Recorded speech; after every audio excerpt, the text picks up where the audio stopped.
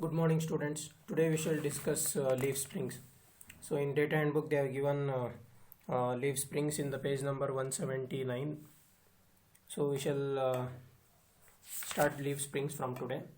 Uh, in leaf springs, usually there are two types of leaf springs. One is cantilever leaf spring, and another one is normal simply supported leaf springs. So here you can see that this is a cantilever leaf spring. Here they have given the front view and top view. The cross section is here rectangular cross section, and it is a and the dimension of the rectangle is uniform, so that they are given the name as constant cross section. Here the dimensions of rectangle is h into b, and here the force will be acting. This arrangement is exactly similar to that of cantilever beams. So next type of leaf spring is uneven cross section. Here you can see that the cross section is continuously decreasing. Here this is the front view and this is the top view. In front view it is a rectangle, and if you look from the top view it looks like a triangle. So this is a leaf spring, cantilever leaf spring of uneven length or non-uniform length. Here you can see that the dimension of the leaf spring is continuously decreasing in front view, but in the top view the leaf spring is exactly rectangular. So this is also one type of leaf spring. Here they have given the different shapes of the leaf spring. It may be rectangular or it may be triangular. Here we are seeing only half of the leaf spring. If we look at the complete half, remaining half, then we will look like this. It will be like this. And here also they have given another shape of the leaf spring. Here you can see that it is a semi-elliptical cross section. Next we shall see leaf spring of multiple leaf springs.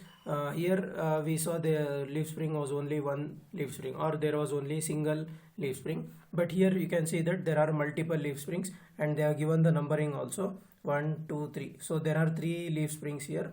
If you look from the front view, it will look 3 leaf springs, and if we look from the top view we can see only one single leaf spring. Here the cross section of the leaf springs are rectangular, and here you can see that the here also the cross section of the leaf spring is rectangular. Multi leaf springs they call it as. Here you can see that the cross section is non-rectangular or non-uniform. Here you can see that this is a single leaf spring, and this is a multi leaf spring of this cross section. Here you can see that also you can observe that the length of the leaf spring is continuously decreasing here. Here you can see that the length of first leaf spring is L, and second leaf spring is less than L, and third leaf spring it is less than second leaf spring. So like this the leaf springs are of different lengths are connected, and this is also a type of leaf spring. And we can see that here in the non-uniform cross-section leaf spring, here this is the half section of the leaf spring. If we take the entire view, then it looks like somewhat like this. The leaf springs of different lengths or decreasing lengths are arranged in uniform manner, and the center of the leaf springs are connected together.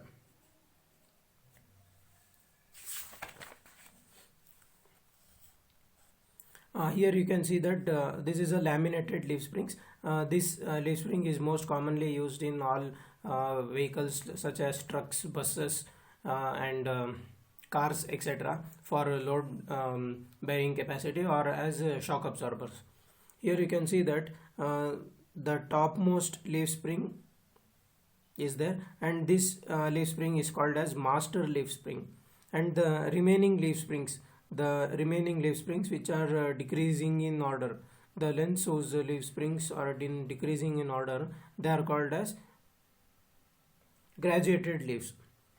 They are called as graduated leaves, and the load is mainly carried out by the master leaf spring, and these loads are transmitted from master leaf spring to the graduated leaf springs in uniform manner. Here you can see that the leaf springs are connected at the center by two U-bolts. They are attached by two U-bolts along with the center clamps, and there are also, you can see that there are two rebound clamps. So rebound clamps are fixed with the leaf springs, so that the leaf springs are connected in a rigid manner. Here you can see that this is a cantilever arrangement laminated leaf spring, and this is a simply supported laminated leaf spring. If the forces acting on the master leaf spring is F and F, then the overall force carried out by the leaf spring will be 2F in the opposite direction. So this is a laminated semi-elliptical leaf spring, and this is a laminated cantilever leaf spring. Here you can see that the L length is L. This length is L from the force end to the U-bolt end, and these are the graduated leaf springs, and the topmost spring is called master leaf spring. So these are some important terms in the laminated leaf springs. In the next video we shall see some simple problems on the laminated leaf springs.